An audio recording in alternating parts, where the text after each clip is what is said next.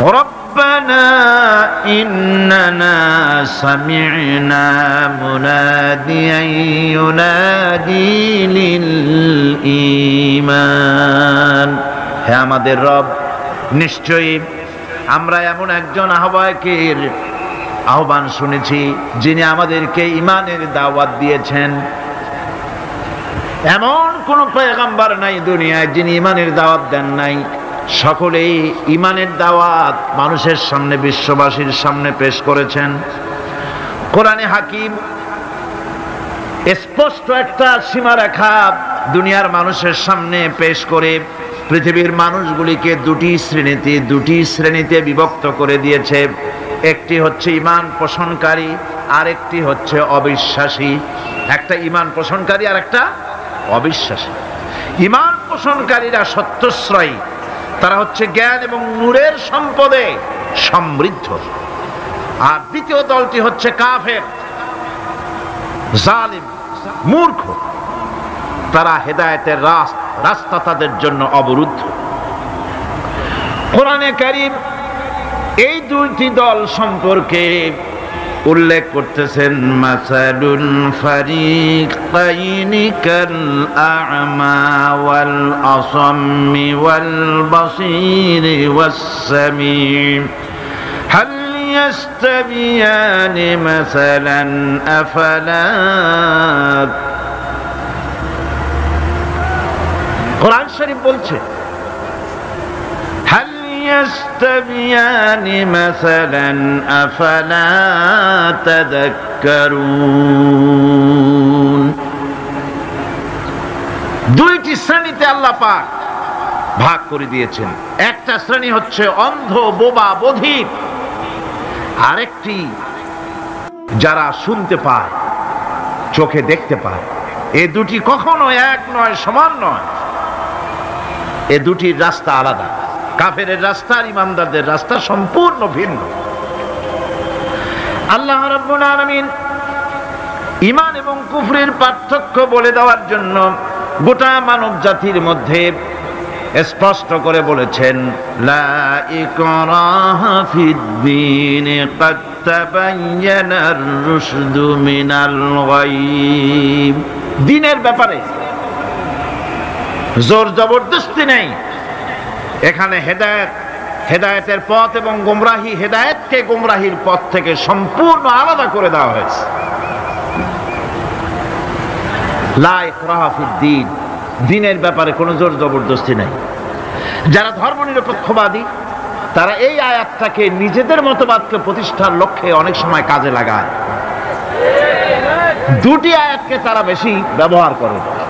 একটা হচ্ছে লাকুম দীনুকুম ওয়ালিয়া দীন, আর একটা হচ্ছে লা ইকরাহা ফিদ-দীন। এই দুইটি আয়াতকে ধর্মনিরপেক্ষবাদীরা ব্যবহার করে। এই দুটির কোনটি তাদের আদর্শকে বোঝাবার লক্ষ্যে ব্যবহারের কোনো সুযোগ নাই। লা ইকরাহা ফিদ-দীন, ধর্মের ব্যাপারে কোনো বাড়াবাড়ি নাই, জোর জবরদস্তি নাই। এ কথা বলা হয়েছে এই কারণে যে কোন বিধর্মীকে, অমুসলিমকে ভয় দেখিয়ে, লোভ দেখিয়ে অথবা কোন ক্রমে কোন প্রকার চাপ সৃষ্টি করে তাকে মুসলমান বানানো যাবে না। এমনকি সূরা তওবার মধ্যে এসেছে, যুদ্ধ চলাকালীন সময়, জিহাদ চলাকালীন সময় কোন অমুসলিম যদি ইসলাম জানার জন্য তোমাদের তাঁবুতে আসে, তাহলে তুমি তাকে ইসলাম বুঝাও। ইসলাম শোনার পরে যদি মেনে নেয় ভালো কথা, আর যদি না মানে তাকে তার তাঁবু পর্যন্ত ফিরে যেতে দাও। মাঝপথে তাকে আক্রমণ করা যাবে না। ধর্মের ব্যাপারে কোনো বাড়াবাড়ি নাই। লা ইকরাহা ফিদ-দীন, এর দ্বারা ধর্মনিরপেক্ষতার কোনো কথা বোঝানো হয়নি। আর লাকুম দীনুকুম ওয়ালিয়া দীন, এটা ছিল কাফেরদের সেই বক্তব্যের প্রেক্ষিতে যেখানে কাফেররা বলেছিল মুহাম্মদ সাল্লাল্লাহু আলাইহি ওয়াসাল্লাম, আসুন আমরা এক কাজ করি, সেটা হলো ধর্ম নিয়ে আমাদের মধ্যে যে বাকবিতণ্ডা হচ্ছে, আমরা ধর্মকে 50-50 ভাগ করে নিই। কিছুদিন আমরা গিয়া আপনার আল্লাহরে সেজদা দেই, কিছুদিন আপনারা আমাদের মূর্তিগুলিকে প্রণাম করুন। এই প্রস্তাব যখন রাখল, আল্লাহ রাব্বুল আলামিন সূরা কাফিরুন অবতীর্ণ করে দিলেন, কুল ইয়া আইয়ুহাল কাফিরুন লা আ'বুদু মা তা'বুদুন। হে কাফেরেরা, হে অবিশ্বাসীরা, নবী আপনি বলুন, হে অবিশ্বাসীরা, তোমরা যার ইবাদত করো আমরা তার ইবাদত করি না, আবার আমরা যার ইবাদত করি তোমরাও তার ইবাদত করো না। সুতরাং লাকুম দীনুকুম ওয়ালিয়া দীন। সুতরাং তোমাদের দিন তোমাদের জন্য, আমাদের দিন আমাদের জন্য। এখানে নিরপেক্ষতার কথা বলা হয় না, এখানে পক্ষের কথা বলা হয়েছে। কিসের পক্ষ? ধর্মের পক্ষ। কিসের পক্ষ?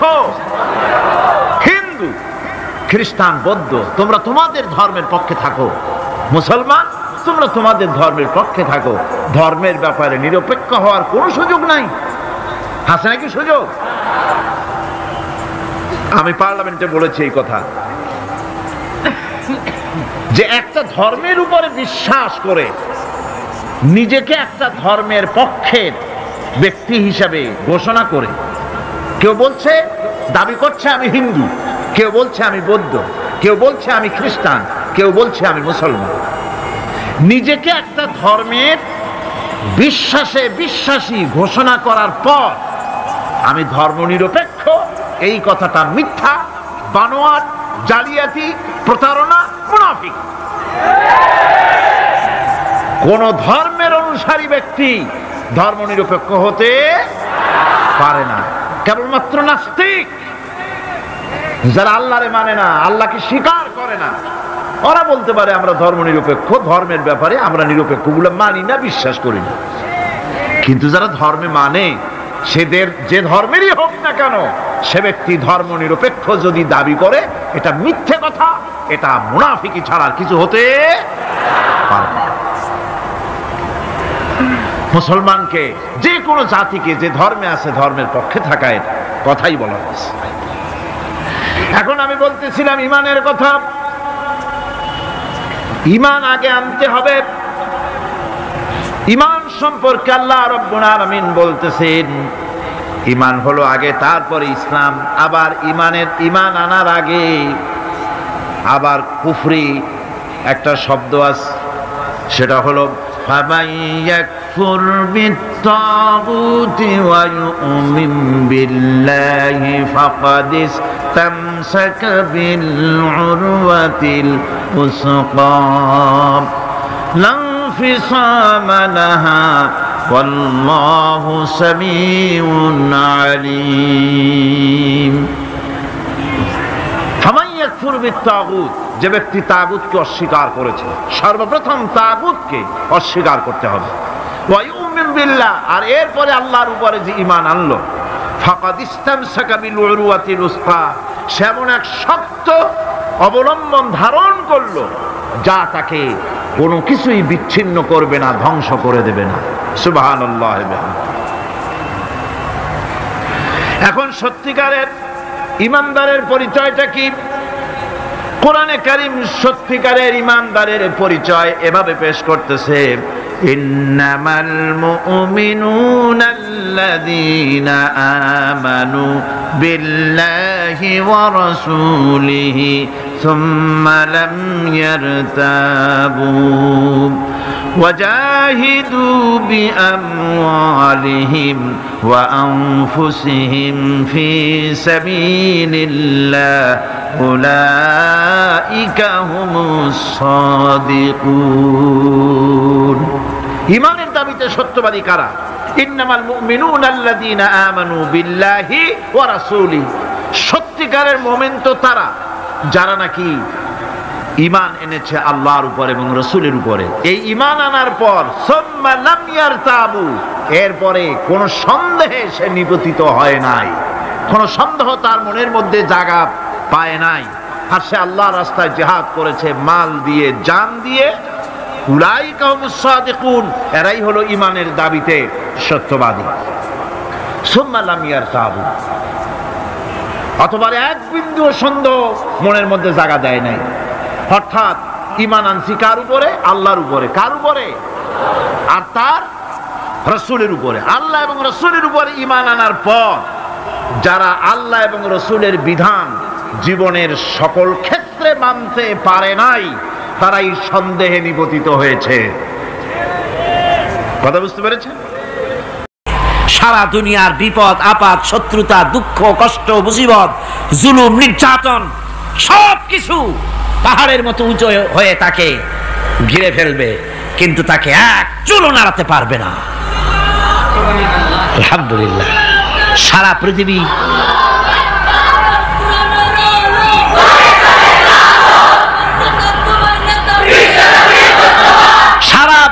একদিকে আর সে একা একদিকে থাকবে। বিরোধিতা তো হবেই, বিপদ তো আসবে। কবি বলতেছেন সাথে জাকা রহা হ্যায় আজল সে তা ইমরোজ, সাথে জাকা রহা হ্যায় আজল সে তা ইমরোজ, চরাগে মুস্তফাবি সে শরারে বুলহাবিস। সে আবহমান কাল থেকে শুরু করে মুস্তাফা সাল্লাল্লাহু আলাইহি ওয়াসাল্লামের দীপ শিখার সাথে আবু জাহেল, আবু লাহাবের অগ্নিস্ফুলিঙ্গের টক্কর লেগেই আছে। রাসূলুল্লাহর আল্লাহর দেওয়া এই বিধান, এই দ্বীনের বাতিটা টিম টিম করে চলেছে। আর গোরকি, টর্নেডো, হাজার হাজার মাইল বেগে হেরিকেন এসেছে, গোরকি এসেছে, টর্নেডো এসেছে, টাইফুন এসেছে, কিন্তু এই আলো নিবাইতে পারে নাই। সুবহানাল্লাহ। এই আলো নিবাতে পারে নাই। এই শত্রুতা চিরকালের, নিবাতে পারবে না। কারণ হচ্ছে আল্লাহ রাব্বুল আলামিন বলেছেন ইউরিদুনা লিয়ুতফিউ নূরাল্লাহি বিআফওয়াহিহিম ওয়াল্লাহু মুতিম্মু নূরিহি ওয়ালাউ কারিহাল কাফিরুন। ওরা চায় মুখের ফু দিয়ে আমার আলোকে নিভিয়ে দেবে, কিন্তু আমি আমার আলোকে পূর্ণতা দান করব। তাতে কাফের বেঈমানদের কলজায় যত জ্বালা যন্ত্রণা হোক, আমার দ্বীন কেউ মিটাই দিতে পারবে না। কোন সুবহানাল্লাহ। সুতরাং বিপদে অবিচলতা আসবে, সে অটল হবে, মজবুত হবে। কোরআনে কারীম বলতেছে ওয়া কাযালিকা জাআলনা লিকুল্লি নাবিয়্যিন আদুওয়াম মিনাল মুজরিমিন। এই পৃথিবীতে এমনি করে আমি সকল নবীদের শত্রু বানিয়েছি, সব পাপিষ্ঠ অপরাধীদেরকে। নবীদের সাথে বিরোধিতা করেছে কারা? পাপিষ্ঠরা আর অপরাধীরা। আজও খুঁজে দেখে, আজও ইসলামী আন্দোলনের বিরোধিতা যারা করে সবগুলি কি? পাপিষ্ঠ। সত্য কি না কর? ইসলামী আন্দোলনের বিরোধিতা যারা করে হিসাব করে, চোখ দিয়ে তাকায় দেখেন, খুঁজে দেখেন তাদের নামগুলি। মদখোর, জিনাকার, বদমাশ, চোর, হাইজাকার, বেনামাজি, লুটেরা, মিথ্যাবাদী, সবচাইতে সমাজের নিকৃষ্ট লোকগুলি ইসলামের বিরুদ্ধে করে।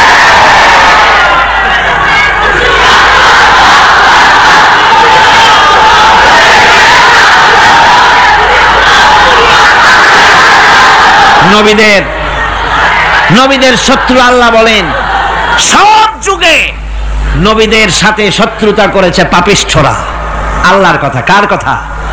সকল যুগে নবীদের সাথে শত্রুতা করেছে পাপিষ্ঠরা, নিকৃষ্ট ধরনের অপরাধীরা। সুতরাং নবী রাসূলদের অবস্থা যখন এই, তখন দ্বীনের দাওয়াত যারাই দেবে তাদের কিসমত এরকম হবেই। এই বাধার মোকাবেলা তাদেরও করতে হবে। এই যে বাধাটা আসে, এই যে মারে, অপরাধ কি? এই যে তারা চোর বা ডাকাত যাদের মারা হয়। আল্লাহ রাব্বুল আলামিন বলেন অপরাধ হলো ওয়ামা নাকামু মিনহুম ইল্লা আইয়ুমিনু বিল্লাহিল আজিজিল হামিদ। অপরাধ হচ্ছে ঈমানদার লোকদের উপরে নির্যাতন চালিয়েছে, অন্য কোনো কারণে নয়। কারণ একটাই, তারা আল্লাহর জমিনে আল্লাহর দ্বীন প্রতিষ্ঠা করতে চেয়েছে, আর কোনো অপরাধ না। জমিন আল্লাহর, জমিন কার?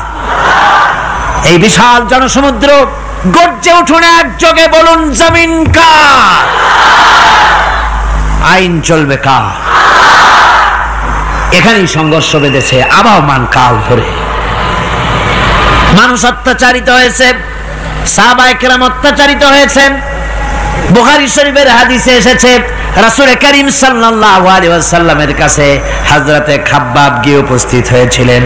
হযরতে খাব্বাব বলেন, হাদিসটা এভাবে লেখা হয়েছে বুখারীতে, ওয়ান খাব্বাব বিন আরিদ রাদিয়াল্লাহু তাআলা আনহু قال شكونا إلى رسول الله صلى الله عليه وسلم وهو متوسد بردة له في ظل الكعبة। রাসূলুল্লাহর কাছে গেলাম, কাবা শরীফের কাছে গিয়ে দেখি নবীজি একটা চাদর গায়ে দিয়ে তিনি আরাম ফরমাচ্ছিলেন কাবা শরীফের ছায়ায়। সেখানে গিয়ে বললাম, আলা তাস্তানসিরু লানা আলা তাদউ লানা ইয়া রাসূলুল্লাহ, হে আল্লাহর রাসূল, আপনি কি আমাদের জন্য আল্লাহর কাছে দোয়া চাইবেন না? আপনি কি আল্লাহর কাছে আমাদের জন্য সাহায্য চাইবেন না? আমাদের লোকগুলিকে, মুসলমানগুলিকে মারতে মারতে তো শেষ করে ফেলে দিল। তারা আমাদের সুমাইয়াকে মারলো, আমাদের খাব্বাবকে উটের সাথে পায়ের দড়ি লাগায় টানলো, আমাদের খুবাইবকে তারা আগুনের উপরে চিৎ করে শোয়ায় রাখলো, না খায় রাখতেছে, মারতেছে, কষ্টে তো শেষ হয়ে গেলাম। হুজুর, আপনি কি আমাদের জন্য দোয়া করবেন না? হাদিস শরীফে এসেছে নবীজি উঠে বসলেন সোজা হয়ে। নবীজি বলেন, ও আমার সাহাবী, ও খাব্বাব, শোনো, তোমাদের আগে এই পৃথিবীতে যারা দ্বীনের দাওয়াত দিতে এসেছিলেন তাদেরকে সমকালীন রাষ্ট্রশক্তি, সমাজ শক্তি তাদেরকে ধরতো। ফায়ুখাজুর রাজুলো, তাদেরকে তারা ধরতো। ফায়ুহফারু লাহু ফিল আরদ, আর তার জন্য জমিনের ভিতরে কবর বানাইতো। ওই কবর ফায়ুজালু ফিহা, ওই কবরের ভিতরে তাকে কোমর পর্যন্ত গেড়ে দিত। সুম্মা ইউতা বিল মানশার, এরপরে করাত আনতো। ফায়ুদাউ আলা রাসিহি, এরপরে ওই করাত তার মাথার উপরে রাখতো। ফায়ুজালু নিসফাইন, এরপরে করাত দিয়া চিরে জীবিত মানুষটারে দ্বিখণ্ডিত করে ফেলে দিত। মা ইয়াসুদ্দুহু যালিকা আন দীনিহি, ও আমার খাব্বাব, এত কষ্ট দেওয়ার পরেও সেই যুগের কোন মুসলমানকে, দ্বীনের দায়ীদেরকে আল্লাহ দ্বীন থেকে এক চুলো তারা সরাই দিতে পারে নাই, এক চুলো সরাতে পারে নাই। ওয়াল্লাহি, ও খাব্বাব, আমি আমার আল্লাহর নামে কসম করে বলছি, লা ইউতাম্মান্নাল্লাহু হাযাল আমরা হাত্তা ইয়াসিরার রাকিবু মিন সানা ইলা হাযরামাউত।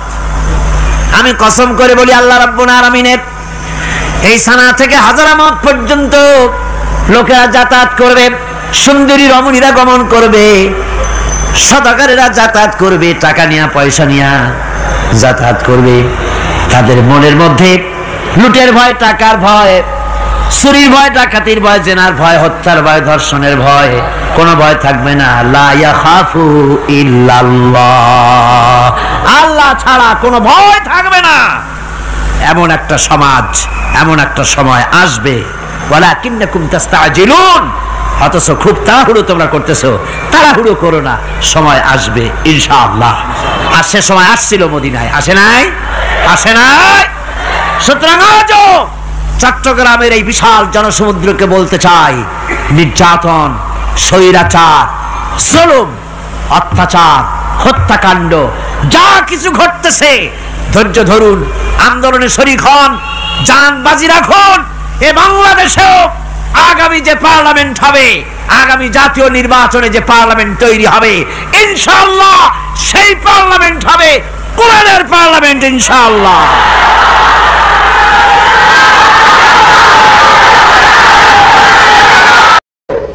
ইরানের মুসলমানেরা, তাদের সাথে আমাদের আকীদার অনেক বেশকম আছে, কিন্তু তারা যখন ঐক্যবদ্ধ হলো, ইরানের ওলামারা, আয়াতুল্লাহরা যখন ঐক্যবদ্ধ হলেন, তখন আমেরিকার মতো বিরাট পরাশক্তিকে তারা প্রধানত করে ইসলামী রাষ্ট্র, তাদের ভাষায় তারা ইসলামী রাষ্ট্র প্রতিষ্ঠা করতে সক্ষম হয়েছে এবং আমেরিকাকে প্রধানত করেছে।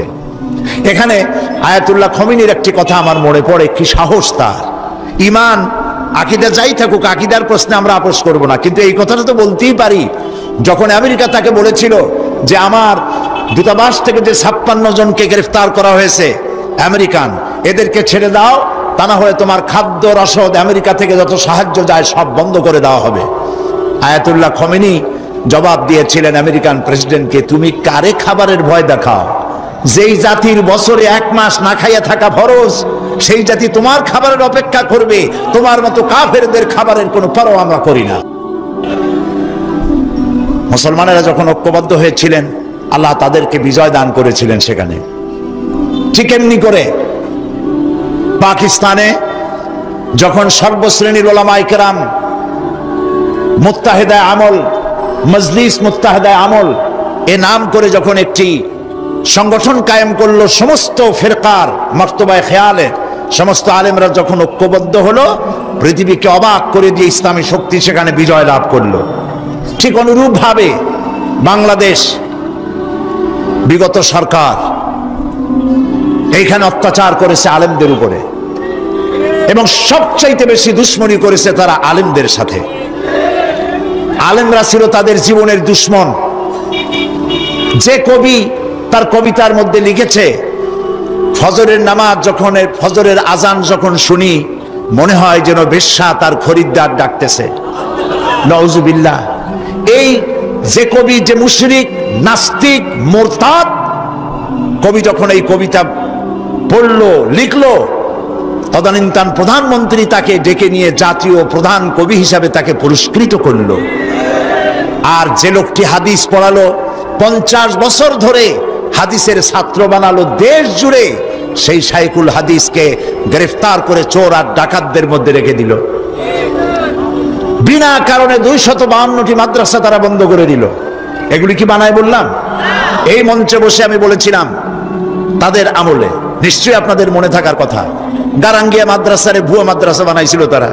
আমি বলেছিলাম গারাঙ্গিয়া মাদ্রাসা যদি ভুয়া হয় তাহলে তুমি সরকার, তুমিও ভুয়া সরকার। 252 মাদ্রাসা বন্ধ করে দিল।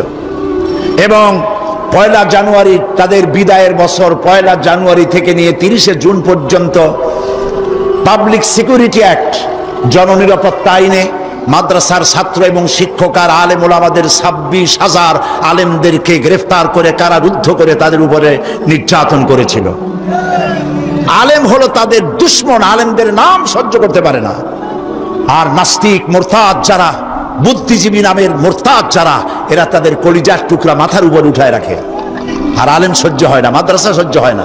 সমস্ত কওমি মাদ্রাসাগুলি হরকতুল জিহাদ বানাবার, বোমা বানাবার আড্ডাখানা বলে তারা বলেছিল, প্রচার করেছিল।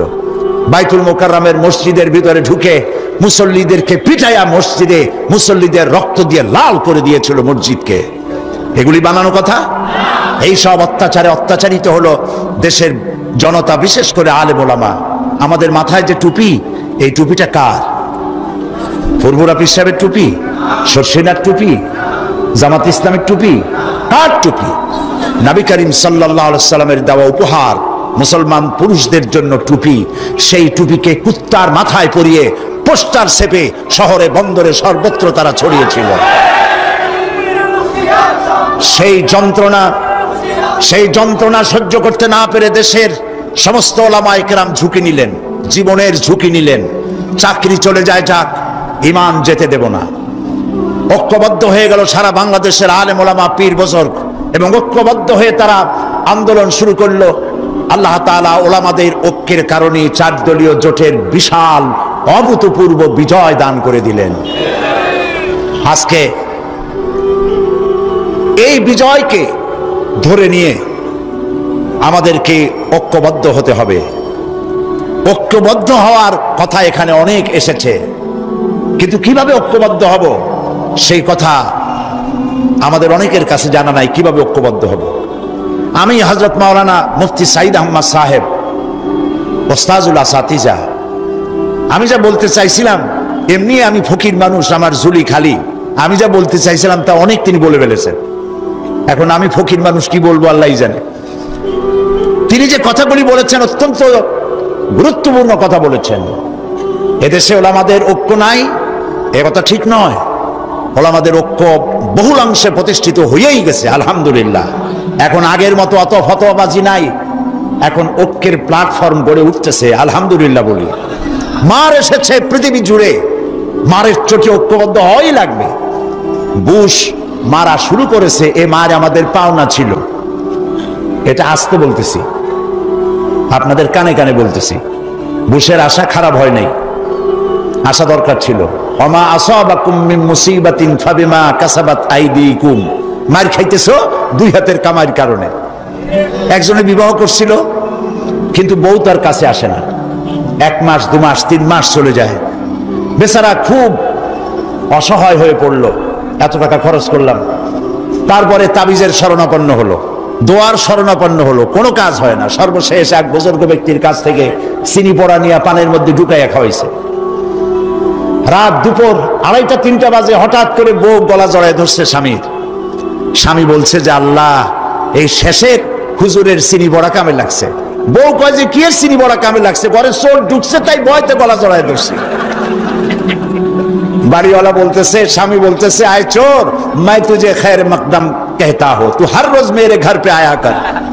তুই আমার বাড়িতে রেডিও টেলিভিশন ফ্রিজ যা আছে সব নে, প্রত্যেকদিন আসবি, তাহলে আমার প্রিয়াকে আমার গলার সাথে পাবো। কাজী বুশ আর আসার কারণে আর যাই হোক, একটা কাজ তো হয়েছে। পৃথিবীর 130 কোটি ঘুমন্ত সিংহ জাগ্রত হয়েছে, আল্লাহু আকবার বলে। আকীদা বিশ্বাসের দিক থেকে তাওহীদ যদি হয় পুরা দ্বীনের মূল উৎস, তাহলে আমলের দিক থেকে নামাজ হচ্ছে পুরা দ্বীনের মূল ভিত্তি। নামাজ হচ্ছে আমলের মূল ভিত্তি, এর বাস্তবায়ন ছাড়া দ্বীন পূর্ণ হয় না। নামাজ মুমিনের কেবলমাত্র একটি উত্তম আমলই নয়, বরং নামাজ হচ্ছে ঈমানের মূল ভিত্তি। যার কাছে নামাজ নাই তার কাছে কিছুই নাই।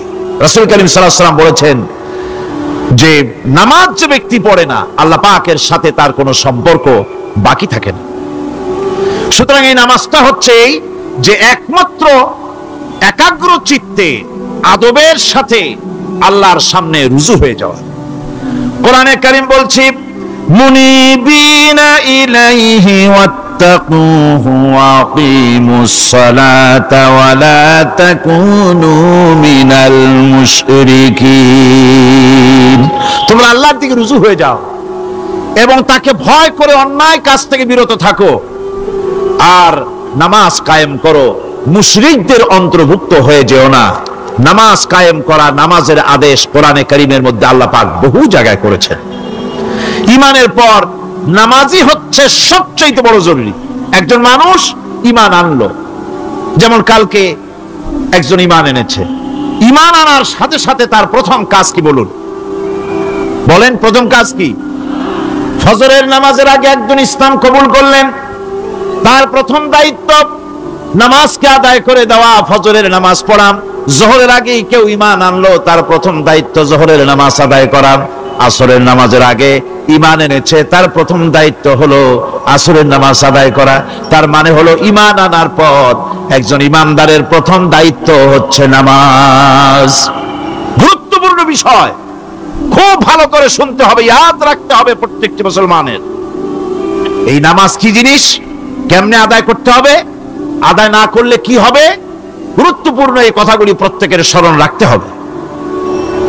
কিয়ামতের দিন মানুষ যে জাহান্নামে যাবে, জাহান্নামের জন্য, জাহান্নামে যে সব কারণে যাবে তার মধ্যে বড় কারণ কালকে বলেছিলাম, দেখি মনে আছে নাকি? বড় কারণ কয়টা? কয়টা? আলহামদুলিল্লাহ মনে আছে। আল্লাহ রাব্বুল আলামিন বলেন, ইয়াতাসাআলুনা আনিল মুজরিমিন। কিয়ামতের দিন অপরাধীদেরকে জিজ্ঞেস করা হবে, মা সালাকাকুম ফি সাকার, জাহান্নামে কেন আসছো? জবাবে তারা বলবে, ক্বালু লাম নাকু মিনাল মুসাল্লিনা ওয়া লাম নাকু নুতঈমুল মিসকিন। নামাজ পড়ি নাই, আর এতিম মিসকিনদের খেতে দেই নাই, এই কারণেই জাহান্নামে এসেছি। নাউযুবিল্লাহ। নামাজ যারা পড়বে না জাহান্নামে যেতে হবে। কোথায় যেতে হবে? আকীদাগত দিক থেকে ঈমান হলো তাওহীদের স্বীকৃতি, আর আমলের দিক থেকে নামাজ হচ্ছে তাওহীদের বহিঃপ্রকাশ। আপনি মুসলমান তা প্রমাণ হবে নামাজ দিয়ে। নামাজহীন ঈমানের দাবি মূল্যহীন। যার নামাজ নাই তার ঈমানের দাবি করার কোনো মূল্যই নেই। অনেক এরকম কথা বলে, হুজুর আমি মানুষটা নিতান্ত খারাপ না, যাই মনে করেন, গ্রামে রাস্তা বানাইছি, ব্রিজ করে দিয়েছি, কালভার্ট করেছি, এতিম মিসকিনরে তাও মাঝে মধ্যে খাবার দেই, বিধবারে কাপড় চোপড় দেই, মানুষটা আমি নিতান্ত খারাপ না, তবে এই মাঝে মধ্যে একটু নামাজ পড়ি না, তাতে কি আমার ঈমান নষ্ট হয়েছে নাকি? আমি বলি ভাই ঈমানই তো নাই, নষ্ট হবে কি? ঈমান থাকলে না নষ্ট হবে? ঈমান নাই। সুতরাং একজন মুসলমান যদি নামাজ না পড়ে নিজেকে মুসলমান বলে দাবি করার কোনো হক তার নাই,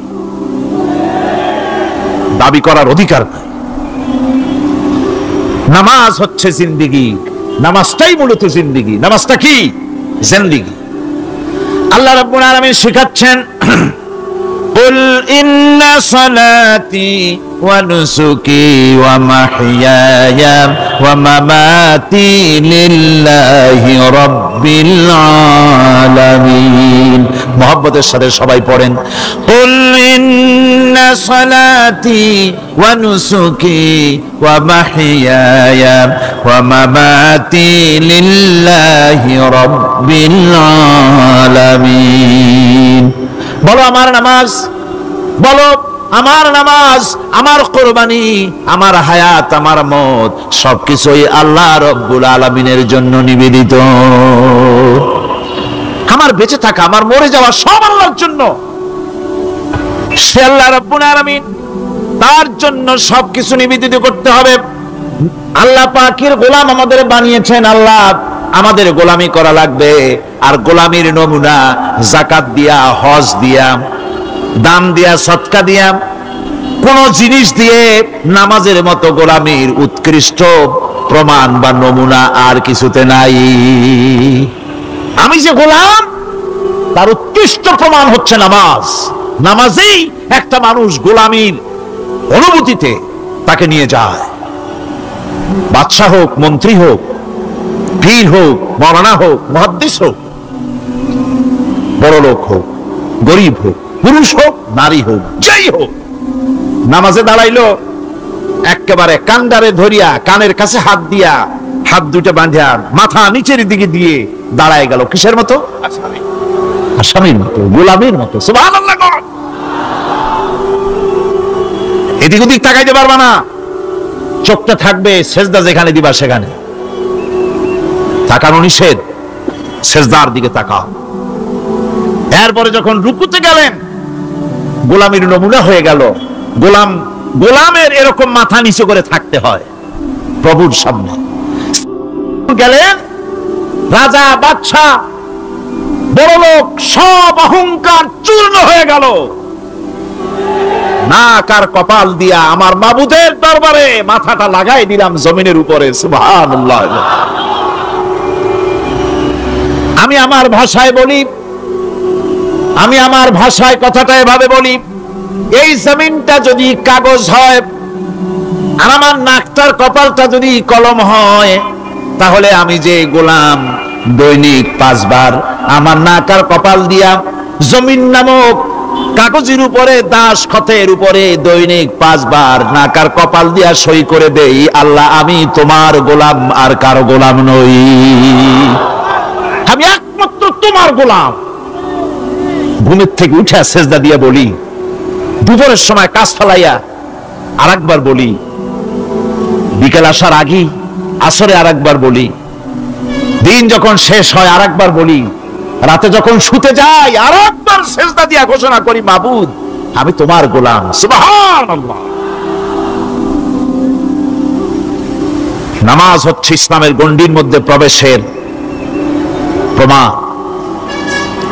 কোরআনে কারীম বলছে, ফাইন তাবু ওয়া আকামুস সালাতা ওয়া আতাউজ যাকাতা ফাইখওয়ানুকুম ফিদ্দীন।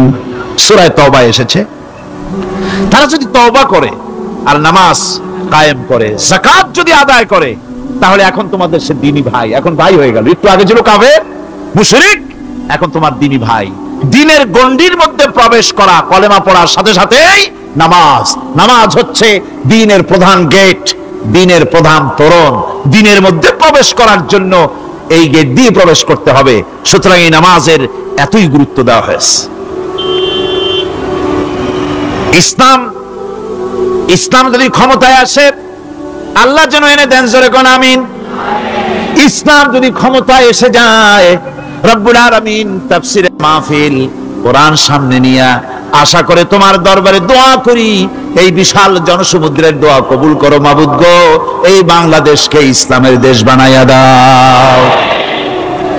দেশটা যদি ইসলামের হয়ে যায়, আইন যদি আল্লাহর হয়, শাসন যদি সৎ লোকেরা করে, রব্বুল আলামিন কোরআন শরীফে বলেন, তাহলে তারা 4টা কাজ করবে। আল্লাযীনা ইমাক্কান্নাহুম ফিল আরদ আকামুস সালাতা ওয়া আতাউজ যাকাত ওয়া আমারু বিল মারুফি ওয়া নাহাউ আনিল মুনকার।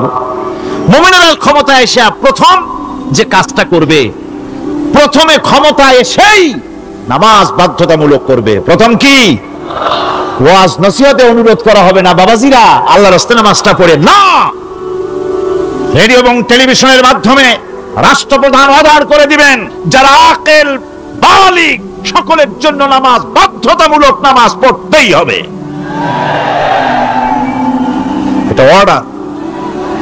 বেলা যখন 1টা বেজে যাবে, বেলা যখন 1টা বাজবে, সমস্ত মসজিদে আজান শুরু হয়ে যাবে।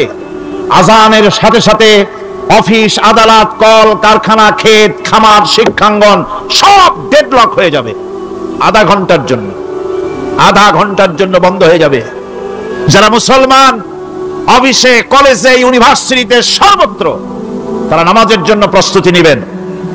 আধা ঘন্টার ভিতরে নামাজ আর খানা সেরে আবার কলেজ চলবে, বিশ্ববিদ্যালয় চলবে, কল চলবে, কারখানা চলবে, ক্যান্টনমেন্ট চলবে, সেক্রেটারিয়েট চলবে, সব আপন গতিতে চলতে থাকবে। আল্লাহর রহমত, বরকত আকাশ ফেরে নাজিল হয়ে যাবে। আর এই অর্ডার যে দেওয়া হবে, নামাজ পড়বেন, সেখানে থানায় যখন আজান হবে, থানায় আজান হয়ে গেছে, থানার স্টাফ, পুলিশ যারা আছে জামাতে খাড়া হয়ে যাবে, ইমামতি করবেন ওসি সাহেব। এসপির অফিসে এসপি সাহেব ইমামতি করবেন, ডিসি সাহেব তার অফিসে ইমামতি করবেন, মন্ত্রী সেক্রেটারিয়েটে ইমামতি করবেন, প্রেসিডেন্ট বঙ্গভবনে ইমামতি করবেন, বিশ্ববিদ্যালয়ের ভাইস চ্যান্সেলরের ইমামতিতে সে জায়গার মুসলমান ছাত্র ছাত্রী, শিক্ষক শিক্ষয়িত্রী এক জামাতে নামাজ আদায় করবে।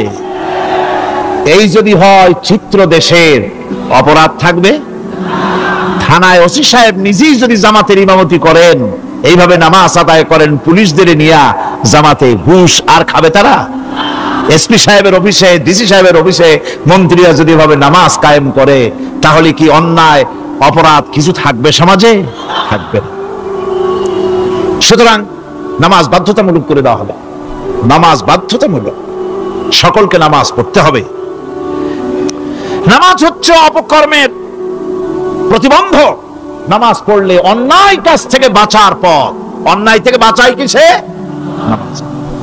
আল্লাহ রাব্বুল আলামিন বলেন, উতলু মা উহিয়া ইলাইকা মিনাল কিতাবি ওয়া কিমিস সালাত ইন্নাস সালাতা তানহা আনিল ফাহশাই ওয়াল মুনকার। হে নবী, এই কিতাব তেলাওয়াত করো, যা তোমার প্রতি অবতীর্ণ করা হয়েছে, এই কিতাব তেলাওয়াত করো আর নামাজকে প্রতিষ্ঠা করো। নিঃসন্দেহে নামাজ মানুষকে পাপাচার থেকে বাঁচায়া দেয়। অশ্লীলতা, পাপাচার থেকে মানুষকে বাঁচায় কে? জোরে চিল্লায় কোন কে? এই নামাজ মানুষকে অন্যায় কাজ থেকে বাঁচায় দেয়। নামাজ যে মানুষকে অন্যায় কাজ থেকে বাঁচায়, কেমনে বাঁচায়? আমরা যে নামাজ পড়ি, এই নামাজে তো আমাদেরকে অন্যায় কাজ থেকে বাঁচাইতে পারে না। নামাজি বহুত মানুষ আছে অন্যায় করে, করে কিনা? কোন না করে না? করে। নামাজি অথচ অন্যায় করে। আর আল্লাহ বলছেন নামাজিকে, নামাজ তাকে অশ্লীলতা থেকে ফিরায়। তাহলে কথা কাটটা ঠিক? আল্লাহটা জোরে বলেন, কাটটা ঠিক? অবশ্যই আমার আল্লাহর কথা হক। আমি ভুল করতেছি, আমি যেন কোথাও ভুল করতেছি, সামথিং ইজ রং। কোথাও যেন আমরা ভুল করে বসতেছি। সেই ভুলটা কি আমরা আবিষ্কার করতে চেষ্টা করবো ইনশাআল্লাহ। প্রথম যে কথাটা সেটা হচ্ছে এই যে আমরা যা নামাজে পড়ি আমরা তা বুঝি না। কথা ঠিক কিনা? আমি যদি এখন প্রশ্ন করি সামি আল্লাহু লিমান হামিদা অর্থ কি, কম ফার্স্ট ডিভিশনে কয়েকটা লেটার নিয়ে ফেল করবেন এরকম লোক আছেন না নাই? সুবহান রাব্বিয়াল আলা অর্থ কি জানি না, সুবহান রাব্বিয়াল আযীমের অর্থ কি জানি না, দোয়া কুনুত অর্থ কি জানি না, তাশাহুদ অর্থ কি জানি না, সূরা ফাতিহার অর্থ কি জানি না।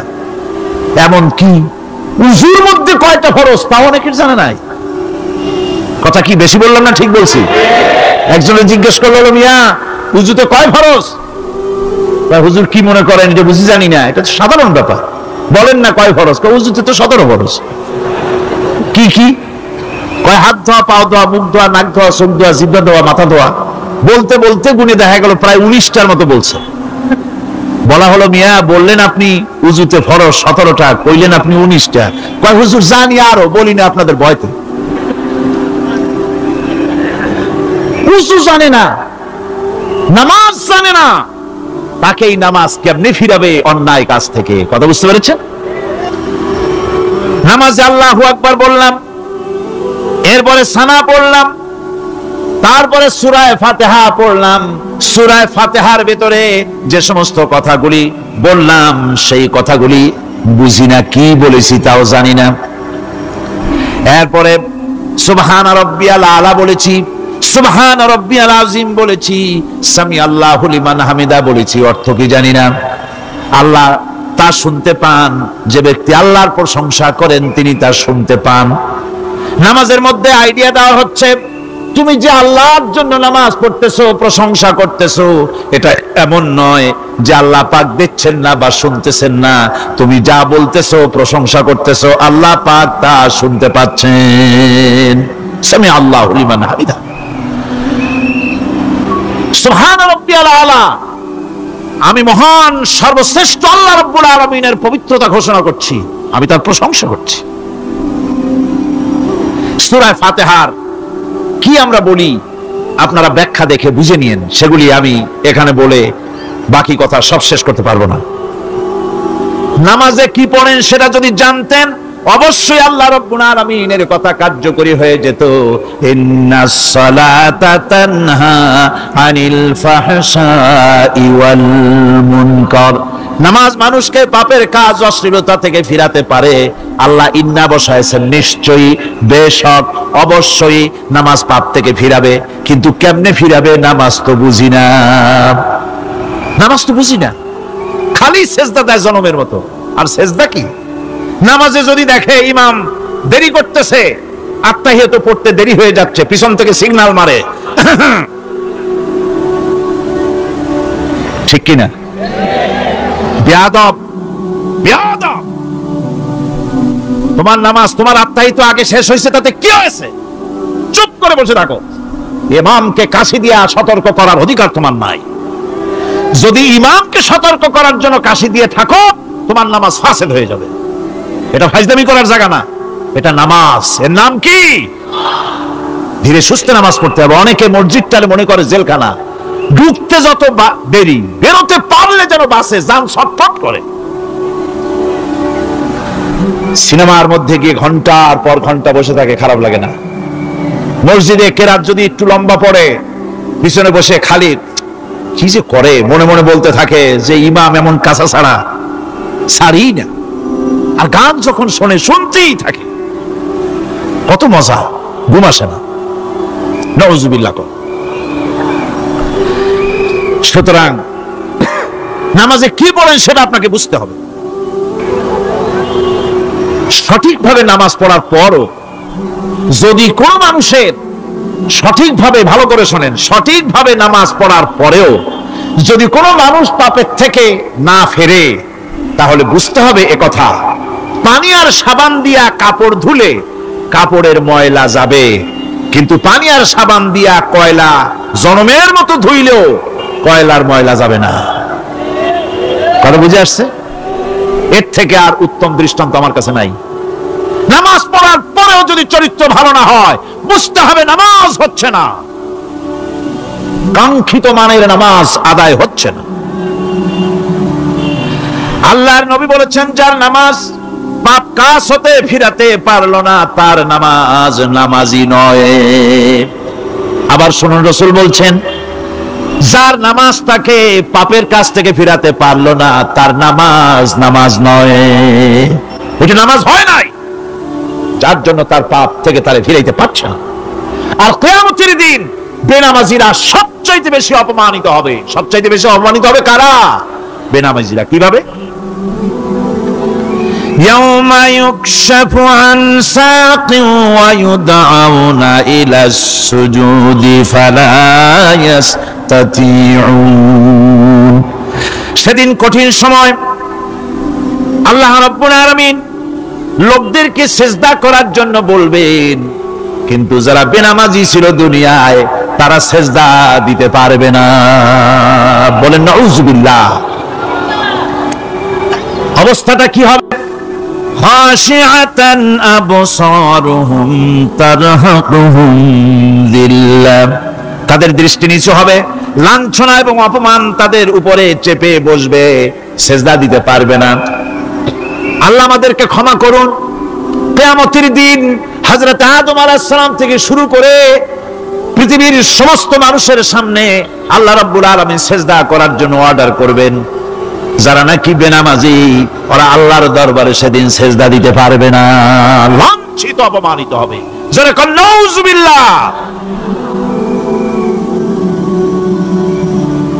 নামাজ, মুমিনের নামাজ একরকম, মুনাফিকের নামাজ হলো আর এক রকম। মুনাফিকরাও নামাজ পড়ে, পড়ে কিনা কন? মুনাফিকেরাও নামাজ পড়ে। মুনাফিকেরা যখন নামাজ পড়তে যায়, আল্লাহ রাব্বুল আলামিন বলতেছেন, ওয়া ইযা কামু ইলাস সালাতি কামু কুসালা। মুনাফিকেরা যখন নামাজ পড়তে দাঁড়ায়, নামাজে আসে ঠিক তারা, কিন্তু নামাজের জন্য দাঁড়ায় খুব শৈথিল্য ভারে, শৈথিল্য ভাবে দাঁড়ায়, কাহিলি সুস্তি, এ জায়গা চুলকায়, পায়জামা ধরে টান দেয়, টুপিটা ঘুরায়, এদিক ওদিক তাকায়। মুনাফিকের নামাজ দেখলেই ঠিক পাওয়া যায় যে বেটা মুনাফিক। এইভাবে সে দাঁড়ায়। তার নামাজটা কি জন্য? ইউরাউনান নাসা ওয়া লা ইয়াযকুরুনাল্লাহা ইল্লা কালিলা। তাদের নামাজ হচ্ছে মানুষকে দেখাবার নামাজ। নাউযুবিল্লাহ। এখন দেখবেন এই মৌসুম আসছে, নামাজের মৌসুম, বেনামাজিদের নামাজের মৌসুম। জনসভা হচ্ছে, নির্বাচন আসতেছে, নামাজে রক্ত হয়ে গেছে, তাড়াতাড়ি আজান হয়ে গেল। টুপি না থাকলে রুমাল একটা মাথায় দিল, উজু আছে কি না আছে, আল্লাহু আকবার, যা আছে কপালে হয়ে যাক। মানুষকে দেখাবার জন্য এরা নামাজ পড়ে। এরা আল্লাহ শরণার্থে নামাজ খুব কম লোকই পড়ে। এরা হচ্ছে মুনাফিক। দুনিয়া এবং আখিরাতে কল্যাণের জন্য একমাত্র মাধ্যম হচ্ছে নামাজ। দুনিয়া যদি কল্যাণ চাই, আখিরাতেও যদি কল্যাণ চাই, তাহলে এর জন্য কি করতে হবে? কি করতে হবে? আমার কথা নয়, আল্লাহ রাব্বুল আলামিনের কথা শুনুন। রব্বুল আলামিন বলেন, ক্বাদ আফলাহাল মুমিনুন আল্লাযীনা হুম ফি সালাতিহিম খাশিউন ওয়াল্লাযীনা হুম লিয-যাকাতি ফাঈলুন ওয়াল্লাযীনা হুম লিফুরুজিহিম হাফিজুন। নিশ্চিতভাবে সেই সব মুমিন কল্যাণ লাভ করবে, নিশ্চিতভাবে। তারা হচ্ছে ওই সব লোক যারা নিজেদের নামাজ ভীতি মিশ্রিত, বিনয় ভাবে, ভীতি মিশ্রিত অবস্থায় বিনয়ের সাথে যারা নামাজ আদায় করে, যারা বেহুদা কাজ থেকে বিরত থাকে, যারা যাকাতের পন্থায় কর্মতৎপর হয়, আর যারা নিজের লজ্জাস্থানকে হেফাজত করে। এরপরে আল্লাহ পাক বলেন, আল্লাযীনা হুম লিআমানাতিহিম ওয়া আহদিহিম রাউন ওয়াল্লাযীনা আলা সালাওয়াতিহিম ইউহাফিজুন ওয়াল্লাযীনা আলা সালাতিহিম হাফিজুন। আর যারা তাদের আমানতকে পূর্ণ করে, আমানত এবং তাদের ওয়াদা চুক্তি পূর্ণ করে, এবং যারা নিজেদের নামাজ সমূহকে পূর্ণভাবে হক আদায় করে নামাজ পড়ে, নামাজের যারা হেফাজত করে, এরা কারা? এরা হচ্ছে উলাইকা হুমুল ওয়ারিসুন الذين يرثون الفردوس هم فيها خالدون। এরা হচ্ছে সেই সব লোক, এরা উত্তরাধিকার হচ্ছে জান্নাতের উত্তরাধিকার, জান্নাতুল ফিরদাউসে আল্লাহ রাব্বুল আলামিন এই গুণ বিশিষ্ট লোকদের জন্য জায়গা করে দিবেন। জোরে কোন সুবহানাল্লাহ। নামাজকে পড়তে বলা হয় নাই, কোরআন শরীফে বলা হয়েছে নামাজ কায়েম করো। কি বলা হয়েছে কোন তো দেখি? নামাজ কায়েম করো, নামাজ পড়ো, এই কথা কিন্তু কোরআন শরীফে কোন জায়গায় আছে নাকি? এখন কায়েম করা কারে বলে? একটা গুরুত্বপূর্ণ আরেকটি বিষয়, নামাজ কায়েম করতে বলা হয়েছে। কায়েম কি? কায়েমটা হচ্ছে দৃষ্টান্ত স্বরূপ বলা যায় যে জিনিসটা সমাজে প্রতিষ্ঠিত আছে ওইটারে বলে কায়েম হওয়া, আর যেটা প্রতিষ্ঠিত নাই ওটা কায়েম নাই। কায়েম মানে হলো প্রতিষ্ঠিত থাকা। যেমন আমাদের দেশে, আমাদের সমাজে নারী পুরুষ শিশু বৃদ্ধ সকলেই কাপড় পরা, শাড়ি পরা, লুঙ্গি পরা, এই কাপড় পরাটা কায়েম আছে, প্রতিষ্ঠিত আছে না নাই? যার কারণে কাপড় পরা সমাজে কায়েম আছে বলে উলঙ্গ মানুষ সমাজে খুঁজে পাওয়া যায় না, পাগল ছাড়া, ঠিক কিনা? একটা বাচ্চাকেও যদি উলঙ্গ হতে বলেন এখানে 5 বছর 6 বছর একটা বাচ্চাকেও, সে কিন্তু রাজি হবে না, ঠিক কিনা? যেহেতু কাপড় পরা সমাজে প্রতিষ্ঠিত আছে সেহেতু উলঙ্গ মানুষ পাওয়া যায় না, কাপড় পরাটাই এখানে প্রতিষ্ঠিত। সুতরাং এখন অবস্থাটা এই হয়েছে, কাপড় পরা প্রতিষ্ঠিত আছে বলে কোন উলঙ্গ মানুষ এসে যদি এই মঞ্চে দাঁড়ায় আর বলে আমাকে একটু বক্তৃতা করতে দেন, আপনারা কি করবেন? মঞ্চে তো উঠতেই দিবেন না। উলঙ্গ মানুষ যদি কোনো চাকরি নিতে যায় ইন্টারভিউতে, তাকে লাইনে দাঁড়াইতে দেবে? দেবে না। এমনকি উলঙ্গ হয়ে যদি বাড়িতে প্রবেশ করে তার বউ দূর দূর করে তাড়ায় দেবে, ঠিক কিনা? যেহেতু সমাজের ভিতরে কাপড় প্রতিষ্ঠিত আছে সেই জন্য এই উলঙ্গ মানুষ পাওয়া যায় না।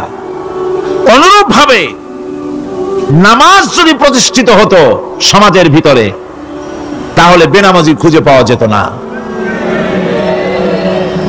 চাকরি করতে গেলে সেখানে নামাজ মানদণ্ড হয়ে যেত, নামাজ পড়ে কিনা তা দেখে নেওয়া হতো, বেনামাজি লোক পাওয়াই যেত না যদি প্রতিষ্ঠিত থাকতো। প্রথম প্রশ্নই হতো তুমি নামাজ পড়ো কিনা। ইলেকশনে যদি একজন উলঙ্গ মানুষ এসে দাঁড়ায়, ভাইরা এবার আমার বোতল মার্কা বাক্স, উলঙ্গ মানুষ এসে ভোটে দাঁড়াইছে, আপনারা ভোট দিবেন? দিবেন। ওইটা কাপড় প্রতিষ্ঠিত আছে বলে, লুঙ্গি প্রতিষ্ঠিত সমাজে আছে বলে উলঙ্গ মানুষকে আপনি ভোট দিবেন না। নামাজ যদি প্রতিষ্ঠিত থাকতো সমাজে, বেনামাজি মানুষ যদি এসে মঞ্চে দাঁড়ায়া যতই বলতো আমি ক্ষমতায় গেলে এই করব সেই করব, নামাজ প্রতিষ্ঠিত থাকলে পরে বেনামাজিরে কেউ ভোট দিত না। নামাজ যদি প্রতিষ্ঠিত থাকতো তাহলে অফিসের অফিসার তো দূরের কথা, বেনামাজি অফিসের ঝাড়ুদারের চাকরিও তার কিসমতে যুক্ত না, যদি নামাজ প্রতিষ্ঠিত থাকতো। এর নাম হলো নামাজ কায়েম হওয়া। নামাজ কায়েম থাকলে এই অবস্থার সৃষ্টি হতো। এই জন্য আল্লাহ পাক বলেছেন নামাজকে কায়েম করতে হবে। নামাজ হবে সব ভালো কাজের মানদণ্ড। সমস্ত ভালো কাজের মানদণ্ড কি? নামাজ। নামাজ আমাদেরকে বড় রকমের শিক্ষা দেয়। কি শিক্ষা দেয়? নামাজ আমাদের শিখায় ঐক্য আর ভ্রাতৃত্ব, ভ্রাতৃত্বের আর ঐক্যের শিক্ষা দেয়। এক নেতার আনুগত্য করা শিখায়। জামাত যত বড় হোক, ইমাম হবে কয়জন? একজন ইমাম হবে। আর এই ইমাম মানে কি? নেতা। ইমাম মানে কি? নেতা নির্বাচন শিখায় নামাজে। নেতা নির্বাচন কে শিখায়? নামাজ শিখায়। বোঝেন খুব ভালো করে। কিভাবে? মনে করুন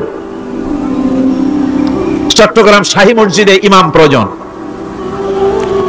এখন সেই ইমাম নেওয়ার জন্য ইন্টারভিউ কল করা হলো, বিজ্ঞাপন দেওয়া হলো পত্রিকায়। অনেক আলেম আসলেন। ইন্টারভিউ বোর্ডে যারা বসলেন তারা ইন্টারভিউটা কিভাবে নেবেন? যার মাথার চুল লম্বা বেশি তার ইমামতি দেওয়া হবে, যার লুঙ্গিটা পায়ের গিরার তলে তারে দেওয়া হবে, যার মোষটা মুখের মধ্যে গিয়া ঢুকছে, হাসি দিলে বুঝাই যায় না হাসে না কান্দে, তারে দিবে। দাড়িগুলা কামাইছে তারে দেবে, সিগারেট খায় বা অবশ্য চট্টগ্রাম আর সিলেটে সিগারেটের ফতোয়া ভিন্ন রকম। বরিশালে আমি যেখানে জন্মগ্রহণ করেছি, আমার এলাকায় কোনো আলেম যদি সিগারেট খায়, মসজিদের ইমাম তো ভালো, মসজিদ ঝাড়ু দিতেও ঢুকতে দেবে না মসজিদে। এটা এই এলাকার এক রকমের কায়দা। আমি তার ব্যাপারে কথা নাইবা বললাম। তো আপনারা খুঁজে দেখবেন সে সিনেমা দেখে নাকি, মিথ্যা কথা বলে নাকি, বউ পর্দায় থাকে নাকি। এগুলি মাইক্রোস্কোপ যন্ত্র দিয়ে ইমামের মাথা থেকে পা পর্যন্ত দেখবেন কিনা কোন। আচ্ছা এবার কোন তো দেখি, এই ইমাম সাহেব ইমামতি করবে কতজন লোকের? 500, 1000, শাহী মসজিদে ধরেন 5000 লোক হইল, 5000 লোক, 5000 লোকের ইমাম নির্বাচনের সময় পা থেকে শুরু করে মাথা পর্যন্ত দেখেন, এমনকি বউ পর্যন্ত। বৌমনি আনিয়ে দেখেন না, পর্দায় থাকে কিনা এইটা আপনারা দেখেন, ঠিক কিনা? এ খবরটা নেন। 5000 লোকের একটা ইমাম বানাতে গিয়ে মাইক্রোস্কোপ যন্ত্র দিয়ে দেখেন মোষ কেমন, দাড়ি কেমন, চুল কেমন, পাও কেমন, হাত কেমন, হাতে নখ লম্বা কিনা, দাঁতে ছাতা কিনা, বউ পর্দায় থাকে কিনা, মিথ্যা কথা কয় কিনা, এত দেখেন। আর যখন নির্বাচন আসে তখন 2.5 থেকে 3 লক্ষ মানুষের জন্য একজন এমপি নির্বাচিত হয়। সেই ইমামকে বাছাই করার জন্য নামাজ পড়ে কিনা, জিনাকার কিনা, মদখোর কিনা, সুদখোর কিনা, ঘুষখোর কিনা, বদমাশ কিনা বাছাই করা হয় না।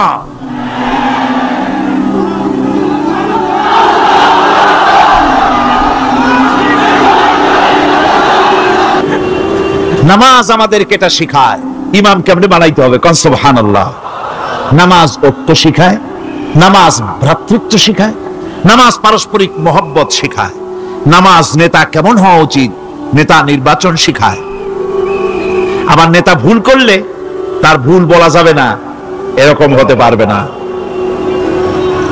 নামাজের ভিতরে ইমাম যদি ভুল করলে আপনি লোকমা দিবেন, সুবহানাল্লাহ, আল্লাহু আকবার বলবেন। যদি তিনি সংশোধন না হলেন আবার দেন, তাতেও সংশোধন হলো আবার দেন।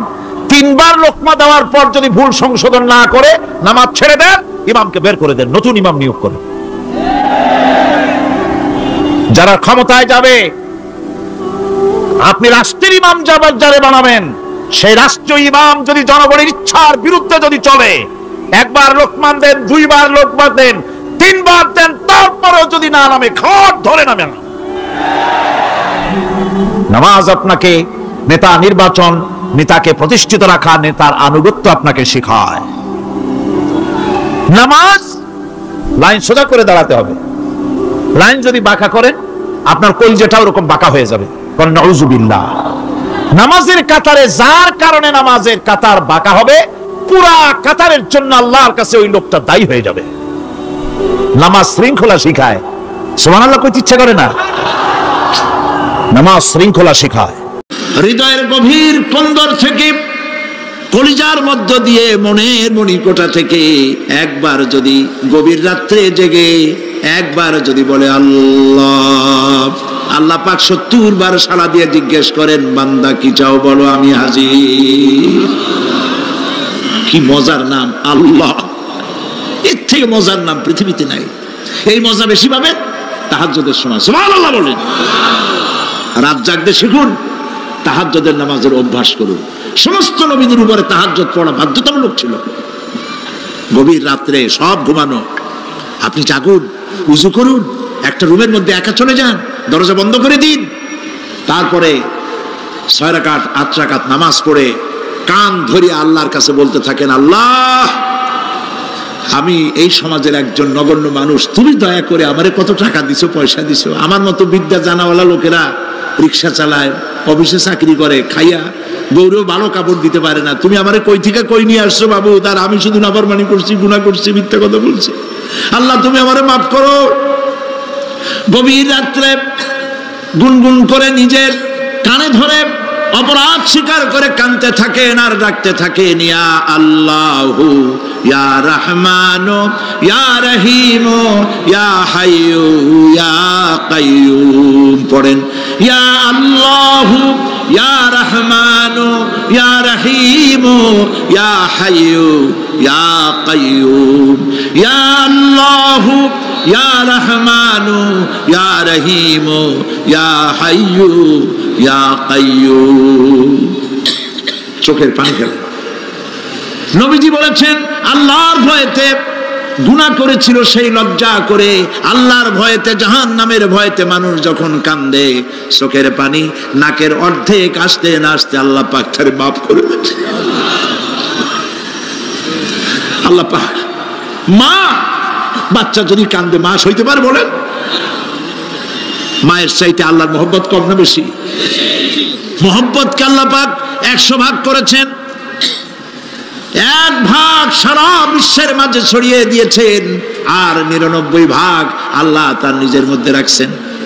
1টা ভাগ ছেড়ে দিলেন পৃথিবীতে, সেই ভাগের থেকে যেটুকু মুরগি পেল, মুরগি তার বাচ্চা ঠেকাবার জন্য চিলের সাথে লড়াই করে, শিয়ালের সাথে লড়াই করে, গরু হাতির সাথে লড়াই করে, মানুষ তার সন্তানকে বাঁচাবার জন্য জীবনটাও দিয়ে দেয়। 1টা ভাগের যতটুকু পেলাম, সেই মহব্বত যদি আমার এত তীব্র হয় স্ত্রীর জন্য, সন্তানের জন্য, তাহলে 99টা ভাগ মহব্বত যে আল্লাহর কাছে বান্দার জন্য, তার দয়া কত বেশি। এই জন্য কবরের ভিতরে প্রশ্ন হবে, কে তোমার রব? মুমিন ব্যক্তি বলবে রব্বি আল্লাহ, আমার রব আল্লাহ। ওয়ামা দীনুকা, তোমার দিন কি? বলবে দীনুন আল ইসলাম।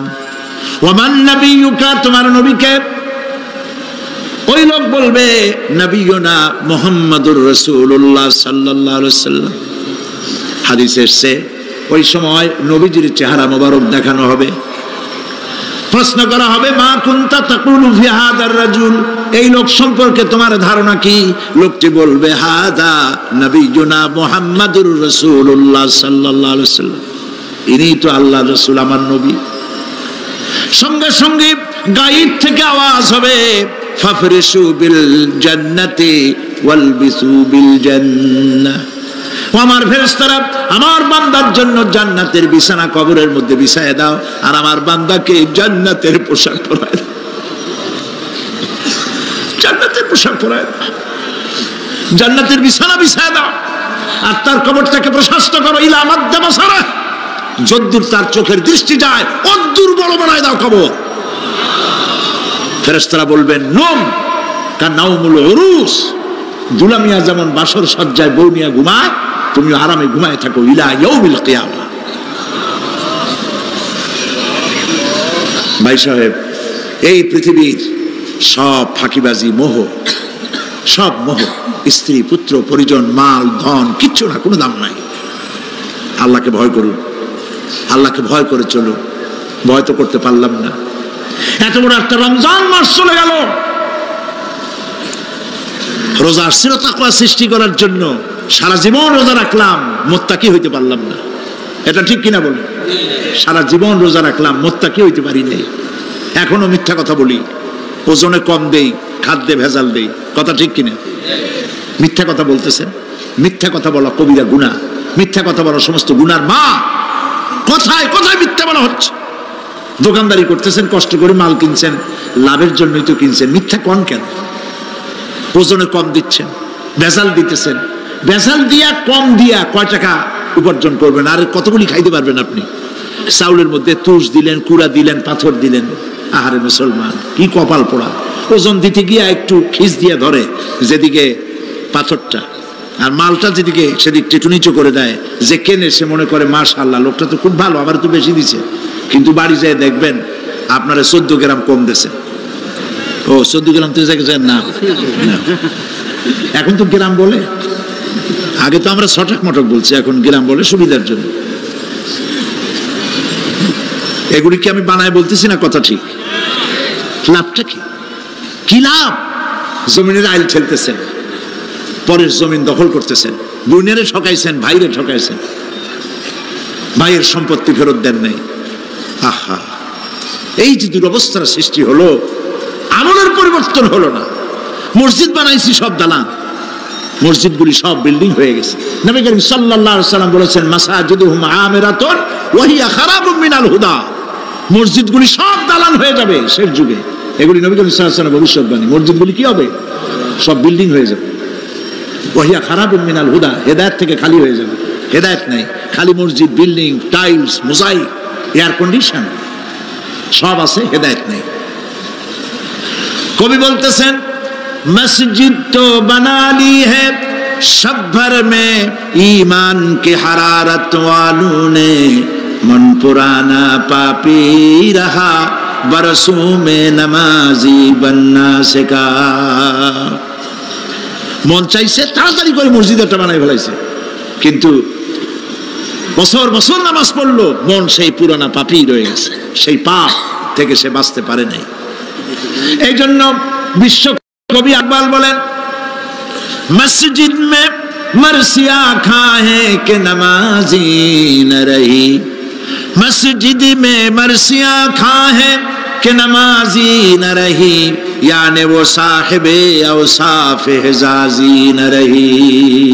মসজিদ আটকানতেছে, আমার সেই নামাজি কই? যেই নামাজিরা যখন নামাজ পড়তো পাখি এসে মাথার উপরে বসতো, পাখিতে বুঝতে পারতো না যেটা মানুষ না গাছ। সুবহানাল্লাহ।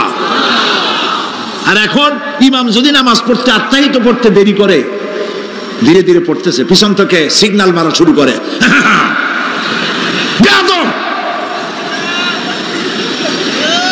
ইমাম যদি নামাজের মধ্যে, ইমামকে কখনো গলায় কাশি দিয়ে আপনি ডিকটেট করতে পারবেন না, বেয়াদবি, নামাজ নষ্ট হয়ে যাবে।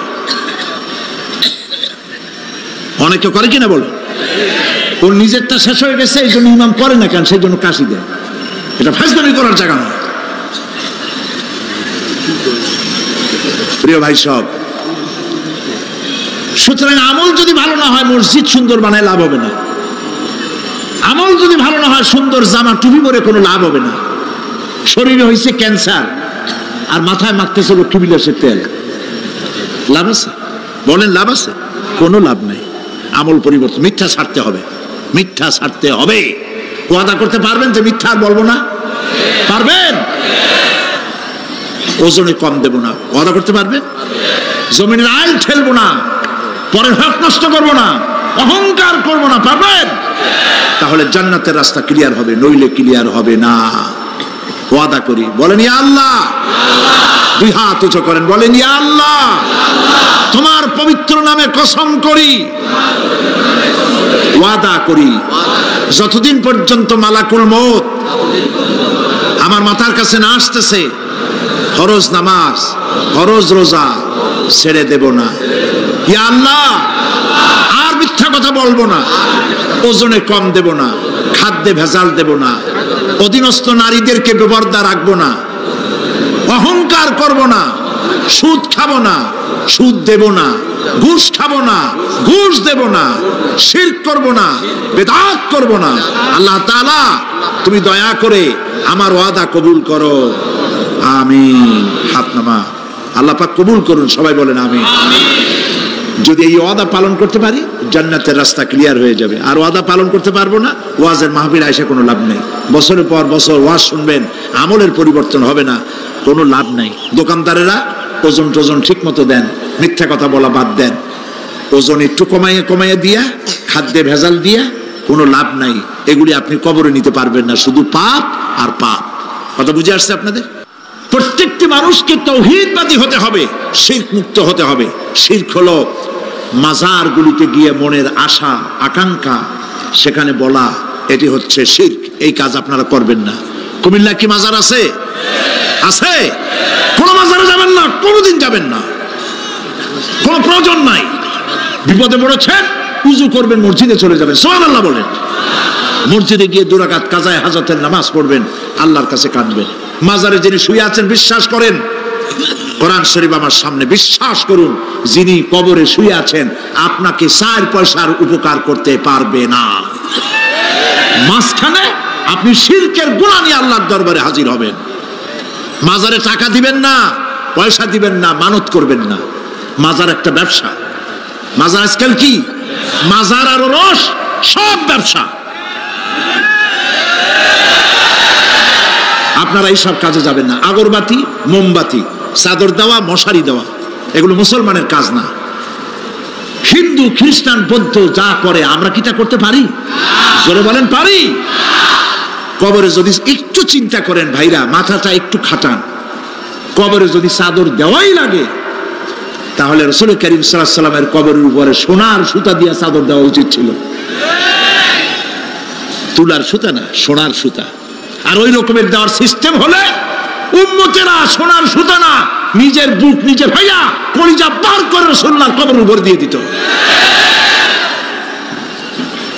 নবীর পরে সম্মান সাহাবায়ে কেরামদের কবরের উপরে চাদর নাই, আগরবাতি নাই, মোমবাতি নাই, গোলাপ পানি নাই, গম্বুজ নাই। মাজার একটা হইছে, সেটার গম্বুজ বানাইতে হবে। কেন গম্বুজ বানাবে? দরকারটা কি? তওবা করুন, জিন্দেগিতে আর কোনোদিন মাজারে কোনো সাহায্য করবেন, এক পয়সাও না।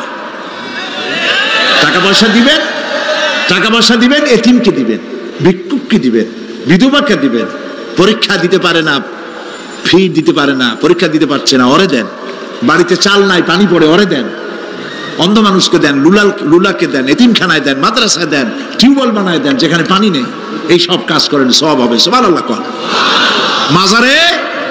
কোন মাজারে আজকের মাহফিলে যত লোক হাজির হয়েছেন, কোন মাজারে কোন টাকা পয়সা, আগরবাতি, মোমবাতি, চাদর জিন্দেগিতে দেবেন না। কারা দেবেন না? হাত উঁচু করে দেখা। আলহামদুলিল্লাহ। হাত নামা। এরপরে থামেন। এরপরে দেশে আজ অশ্লীলতার সয়লাব আমরা দেখতে পাচ্ছি। গতকালও আলোচনা করেছি। গত 5 বছর যারা ক্ষমতায় ছিলেন, অভিনয় নিয়ন্ত্রণ আইন তারা তুলে ফেলেছিলেন। অভিনয় নিয়ন্ত্রণ একটা আইন ছিল, কতদূর অভিনয় করা যাবে, একটা মেয়ে তার কাপড় কতটা কমাইতে পারবে, নাচে গানে অভিনেতা অভিনেত্রী একসাথে কতটা জড়াজড়ি করতে পারবে, এর একটা নিয়ম কানুন আগের থেকে ছিল। সেই নিয়ম কানুন ওই 5 বছরে তারা আইন পাশ করে নিয়ন্ত্রণ আইনটা তুলে দিয়েছে। ফলে কাপড়েরও বালাই নাই, আর জড়াজড়ির এমন সব ছবি যা কোনো মানুষের দেখার কোনো উপায় নেই, যেগুলি দেখলে চোখ সাবান দিয়ে ধোয়া লাগে। নাউজুবিল্লাহ বলে। বাংলাদেশ সুপ্রিম কোর্ট, বর্তমান সরকারের আমলে বাংলাদেশ সুপ্রিম কোর্ট সুমোটো আইন জারি করেছে, যে সমস্ত অশ্লীল ছবি করা যাবে না, অশ্লীল পোস্টার লাগানো যাবে না। আমি গতকাল এখানে বলেছি, কুমিল্লার ডিসি সাহেবকে আমি গত রাত্রে তার সঙ্গে আমি কথা বলেছি, তিনি একমত হয়েছেন। কুমিল্লার কোন দেওয়ালে সিনেমার অশ্লীল পোস্টার থাকতে পারবে না। সিনেমা ব্যবসায়ীদের বলে দিবেন, আপনারাও বলে দিবেন তাদেরকে, সিনেমার ব্যবসা করো, অশ্লীল ছবি দেখাইতে পারবে না। বাইরে লেখা থাকবে একটার ভিতরে কাটপিস দেখাবা ইংলিশ ছবি। এই হারাম ব্যবসা, সিনেমার ব্যবসা যারা করে, ওদের মতো কপাল পোড়া আকাশের নিচে জমিনের উপরে আর নাই। কারণ কি জানেন? কারণ কি? আরে বাবা থামো। কারণ কি সেটা শোনেন। কারণ হচ্ছে, মসজিদ যে বানাইলো, ওই মসজিদে যতদিন নামাজ হবে, জিকির হবে, তেলাওয়াত হবে, কিয়ামত পর্যন্ত যে পয়সা দিছিল সে সওয়াব পাবে। আর সিনেমা যে বানাইলো, সিনেমা দেখা এরকম বই কি কুমিল্লা আসছে? এমন একটা লোকেরা বলাবলি করতেছে, সুবহানাল্লাহ, এমন একটা ছবি আসছে, যারাই দেখলো সব উমরা করতে রওনা হয়ে গেছে। এমন ছবি আসছে যা দেখা সমস্ত মানুষ তাহাজ্জুদ পড়া শুরু করছে। এরকম হয়েছে। যত ছবি আসলো, ছবি দেখলো, পরের মেয়ে কেমনে হাইজ্যাক করবে, কেমনে ব্রিফকেসের মধ্যে বন্দুক রাইফেল গুলি ভাঙ্গে চুরে থুইয়া 10 তলার গ্লাস ভাঙ্গা লাভ দিয়ে পড়ে, খালের মধ্যে পড়ে, নদীর মধ্যে দিয়ে ফুড়িয়ে উঠে পাহাড়ের উপর দিয়ে পরের মেয়ে নিয়ে দৌড় দিল। এই সব সন্ত্রাসী, ডাকাত, জেনাকার, বদমাশ তৈরি করা হয়। ঠিক না বলো? এই সিনেমা যারা বানাইছো, কান খুলে শোনো। এই সিনেমা যারা দেখতে আসলো, জোহরের নামাজ গেল, মাগরিবের নামাজ গেল, আসর গেল, এশার নামাজও গেল, ঠিক কিনা? এতগুলো নামাজ গেল, আর তারপরে চরিত্র নষ্ট করলো। চরিত্র নষ্ট করে ফেন্সিডিল খাইলো, এরপরে চুরি করলো, ডাকাতি করলো, সন্ত্রাস করলো, জেনা করলো। বেটা তুই মর, যে সিনেমা বানাইছো মর, মরে দেখবি কিয়ামত পর্যন্ত এই সিনেমা দেখে যত লোকের চরিত্র নষ্ট হয়েছে, সমস্ত পাপ মাথায় নিয়ে কিয়ামতে আল্লাহর দরবারে দাঁড়াতে হবে। সুতরাং সিনেমার ব্যবসায়ীরা কানে ধরে সিনেমার ঝাঁচা মেরে দূর করে দাও।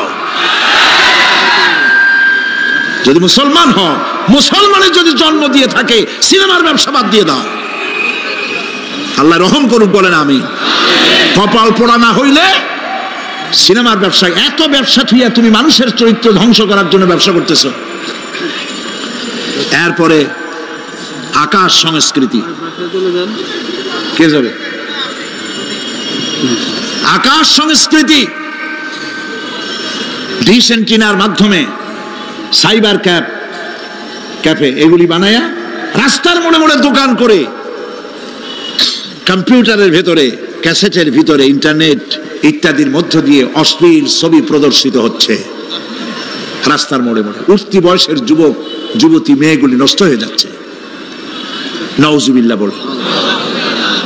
এগুলি জনগণকে ঐক্যবদ্ধ হতে হবে, এগুলির বিরুদ্ধে মোকাবেলা করতে হবে, সরকারকে এগিয়ে আসতে হবে অশ্লীলতা বন্ধ করার জন্য। কারণ আল্লাহ পাক বলেছেন প্রকাশ্য এবং গোপনীয় সব রকমের অশ্লীলতা আল্লাহ পাক হারাম করে দিয়েছেন। অশ্লীল কোনো কাজ করা যাবে না। প্রিয় ভাই সব, আমরা যদি আমাদের আমলকে গঠন করতে পারি কিয়ামতের দিন নাজাত পাবো। আমল যদি গঠন করতে না পারি তাহলে কিয়ামতের দিন বাঁচার কোনো উপায় নাই। প্রিয় ভাইয়েরা, এখন মোনাজাত হবে, মোনাজাতের পর আজান হবে। আব্দুল জব্বার সাহেব ভক্তিপুর আমি স্ট্রোক করেছি। রব্বানা যালামনা আনফুসানা ওয়া ইন লাম তাগফির লানা ওয়া তারহামনা লানাকুনান্না মিনাল খাসিরিন।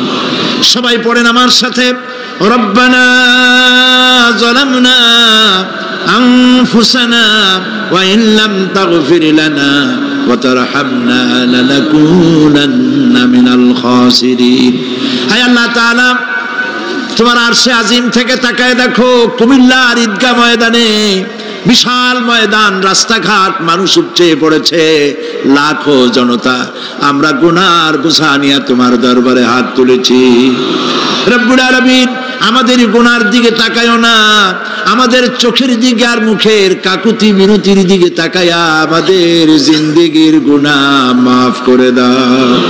রব্বুল আলামিন, সারা জীবন নাফরমানি করেছি, শিরক বিদআত সহ এমন কোন গুনাহ নাই যা কম বেশি আমরা করি নাই।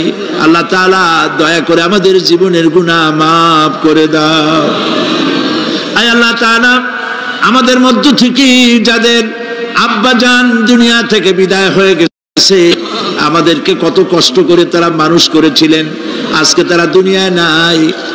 আল্লাহ তাআলা, বিদেশে যদি আত্মীয় স্বজন চলে যায় মাসে মাসে অথবা প্রতিদিন টেলিফোনে খবরও পাওয়া যায়, আমাদের মা বাপ দুনিয়া থেকে বিদায় হয়ে গেছে বছরের পর বছর, যুগের পরে যুগ, কি অবস্থায় আছে কোনো খবর জানি না। রব্বুল আলামিন, আমাদের গর্ভধারিণী জনম দুঃখিনী মা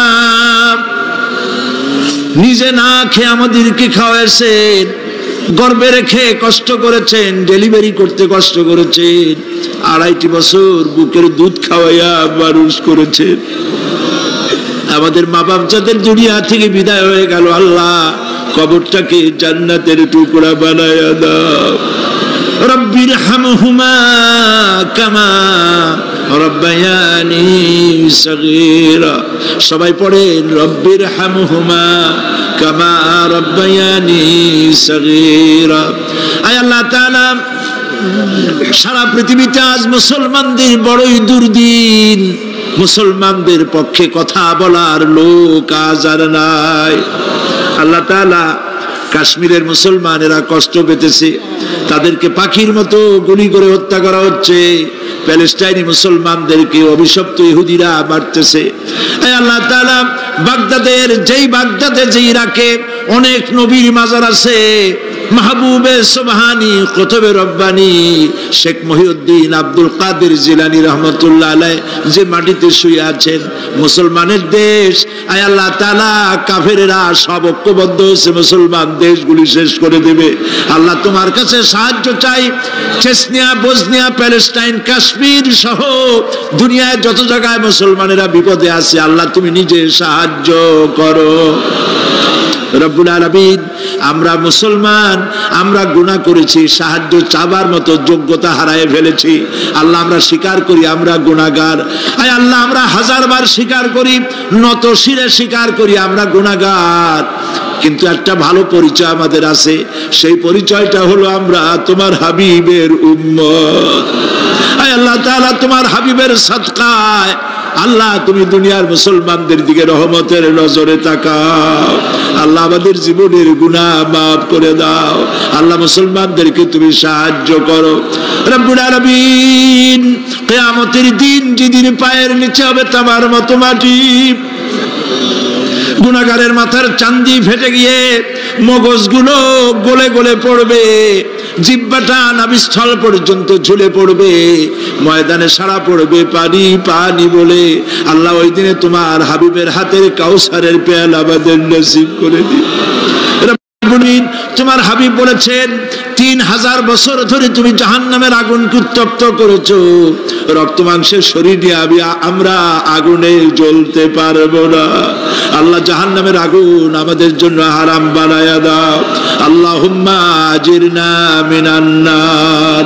সবাই পড়েন আল্লাহুম্মা আজিরনা মিনান নার, আল্লাহুম্মা আজিরনা মিনান নার।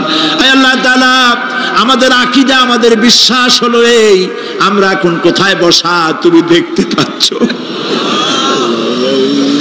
আমরা কি বলতেছি তুমি নিশ্চয়ই শুনতে পাচ্ছ। তুমি একটু তাকায় দেখো তো বাবু, এতগুলি হাত তো কোনো পীরের দরবারে ওঠে নাই, কোনো বাজারে গিয়ে ওঠে নাই, কোনো মন্ত্রীর কাছে ওঠে নাই, কোনো প্রেসিডেন্টের কাছে ওঠে নাই।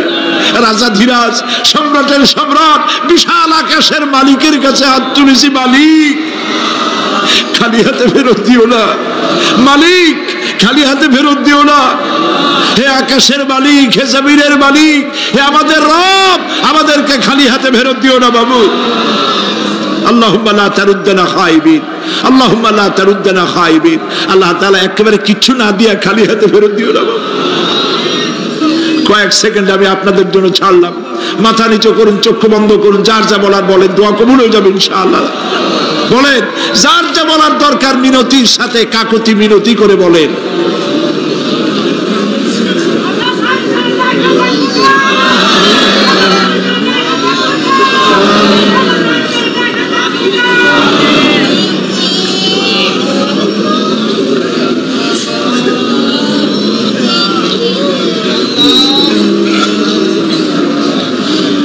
আল্লাহ তাআলা তোমার বান্দারা, তুমি তাকায় দেখো, আসামির মতো বসছে, কি চাইতেছে তুমি শুনতে পাচ্ছ। আমরা সবাই ভিক্ষুক, তুমি বলেছো ওয়াল্লাহু গানিয়ুন ওয়া আনতুমুল ফুকারা, আমরা ফকিরের গোষ্ঠী, আর তুমি গানি, আমরা ভিক্ষুক, আর তুমি দাতা। আল্লাহ তাআলা আমাদেরকে খালি হাতে ফেরত দিও না বাবু। এই মাঠ থেকে কেউ যেন গুনার বোঝা নিয়ে ফিরে না যায় বাবু। আল্লাহ তাআলা সিরাতুন নবী কমিটি প্রত্যেক বছর মাহফিল করতেছে, আল্লাহ তাদেরকে কবুল করো। আল্লাহ তাআলা জনাব এম এস চৌধুরী সাহেব বার্ধক্যে পৌঁছে গেছেন, তার স্ত্রীর প্রতি, তার প্রতি রহম করো। ওনার সাথে যারা আছে, কাজী দিন মোহাম্মদ সাহেব, রব সাহেব সহ যারা আছেন, সকলের প্রতি রহম করো। আল্লাহ তাআলা এই কুমিল্লাকে ইসলামী আন্দোলনের দুর্গ বানায় দাও। শিবিরের যে ছেলেটি ক্যান্সার রোগাক্রান্ত হয়েছে, ডাক্তার বলেছে 3-4 মাসের বেশি বাঁচবে না, কিন্তু তুমি ভালো জানো আল্লাহ পাক, আমরা এই ছেলেটির জীবন তোমার কাছে ভিক্ষা চাইতেছি বাবু, তুমি ভিক্ষা দিয়া দাও। আল্লাহ তাআলা এইভাবে যাদের কিডনি নষ্ট হয়েছে, হার্টের বাল্ব নষ্ট হয়েছে, তুমি মেহেরবানি করে তাদেরকে তা দিয়ে দাও। আল্লাহ প্রত্যেকের প্রতি তুমি রহম করো। আল্লাহ তাআলা আর একটা কথা বলি, তুমি তো সেই মহান সত্তা যার কাছে বেশি চাইলে অসন্তুষ্ট হও না। পৃথিবীতে সবাই বারবার চাইলে অসন্তুষ্ট হয়, তুমি বরং না চাইলে অসন্তুষ্ট হও। মাবুদ, তুমি দয়া করে আমাদের বিবি বাল বাচ্চা যা দান করেছো সবগুলিকে দিনদার বানাও, নামাজি বানাও, পরেশগার বানায় দাও। আমাদের সন্তানগুলি আমরা হেদায়েত করতে পারবো না, আমাদের স্ত্রীদের আমরা হেদায়েত করতে পারবো না, হেদায়েতের মালিক তো তুমি। তুমি দয়া করে আমাদের স্ত্রী, আমাদের সন্তানদেরকে হেদায়েত করো, মুত্তাকি বানাও, ইখলাস দাও, তাকওয়া দাও, তোমার ভয় দাও। আল্লাহ তাদেরকে হেদায়েত নসিব করে দাও। আয় আল্লাহ, আমাদের প্রিয় জন্মভূমি বাংলাদেশ, এর স্বাধীনতা, সার্বভৌমত্ব কিয়ামত পর্যন্ত অক্ষুণ্ণ রাখো। সীমান্ত এলাকায় ভারত বাংলা ভাষী ভারতীয় মুসলমানদেরকে উন্মুক্ত আকাশের নিচে ফেলে রেখেছে, তাদের খাবার নাই, পরার নাই, বন্দুকের নল তাদের দিকে তাক করে রেখেছে। আল্লাহ তাআলা ভারতের এই জালিম কাফের সরকারের হাত থেকে মুসলমানদেরকে রক্ষা করার জন্য তোমার কাছে আমরা ভিক্ষা করতেছি, দরখাস্ত করতেছি। আল্লাহ, ভারতের জালেম কাফের মুশরিক সরকারের হাত থেকে মুসলমানদেরকে বাঁচাও, রক্ষা করো। বাংলাদেশে এক শ্রেণীর লোকেরা বাংলাদেশের বিরুদ্ধে দেশে বিদেশে ষড়যন্ত্র আর অপপ্রচার করছে। আল্লাহ তাআলা এই হিংসুকদেরকে অপপ্রচার থেকে বিরত করে দাও। আল্লাহ তাদের হেদায়েত নসিব করে দাও। আল্লাহ তাদের হেদায়েত নসিব করে দাও। কপালে হেদায়েত না থাকলে এগুলির দুনিয়া থেকে গজব দিয়ে বিদায় করে দাও আল্লাহ তাআলা। রব্বানা تقبل منا إنك أنت السميع العليم وتب علينا إنك أنت التواب الرحيم। আয় আল্লাহ তাআলা আমাদের দেশের সেনাবাহিনী, আমার দেশের বিডিআর, আমার দেশের পুলিশ বাহিনী, তাদেরকে দিন দাও, ঈমান দাও, চরিত্র দাও, ভালো রাখো আল্লাহ। তাদের উপরে তোমার রহমত নাজিল করো। রিকশাওয়ালা, ঠেলাওয়ালা, কুলি মজুর, কষ্ট করে যারা রুজি কামাই করে আল্লাহ তাদের রুজিতে বরকত দিয়ে দাও। سبحان ربك رب العزة عما يصفون وسلام على المرسلين والحمد لله رب العالمين واجعل آخر كلامنا عند الموت لا إله إلا الله محمد رسول الله. السلام عليكم ورحمة الله.